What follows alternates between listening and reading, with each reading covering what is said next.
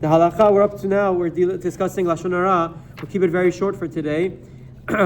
When is it still not permitted to accept Lashon Hara? We're discussing all the different scenarios of Kabalat Lashon Hara where it's forbidden. The category is now even from a Mesiach Lefi Tumo. What does this mean? If one hears Lashon Hara or Rechilut from a Mesiach Lefi Tumo, meaning one who mentions something casually in a conversation, he is not permitted to believe it, and certainly not repeat it or act upon it in any way.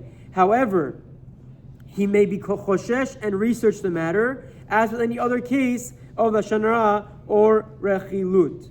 So this is a very important halacha. People often think this idea of Mesiach Lefi Tumo, when things happen casually, it wasn't with intent. It comes up all over halacha, whether it's with dealings with non-Jews or other places in Basar Chalav, whatever it may be. There is a lot of stature given in halacha to casual conversations and figuring out and determining the status of something. The Chafetz Chaim writes that by Lashon Hara doesn't apply. We are strict.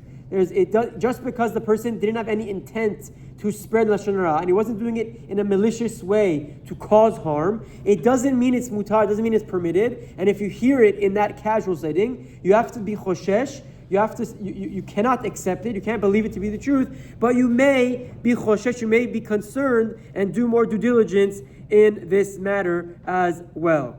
Very good. So now the next and last category for today, even about Baal Machloket.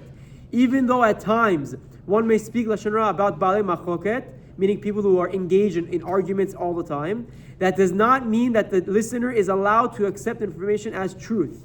Since the purpose of Lashon Hara is in order to quiet down the Machloket, and the subject is still included in Amitecha, one may not be mekabel Lashon Hara about him as well, says the Chafetz Chaim. So again, there are scenarios where you would be allowed to give over Lashon Hara. You could say Lashon Hara to put down a machloket, to put down an argument, to make shalom, whatever it may be. But in that scenario, just because it's allowed to be spoken, it doesn't mean it's allowed to be accepted as truth and for us to think at this person to be someone wrong. Again, the halacha repeats itself again. We should be very mindful of how we judge others, and we can never accept Lashon Hara to be truth. These are all the exceptions to the rule as well. Chazak, baruch, and tiskal mitzvot.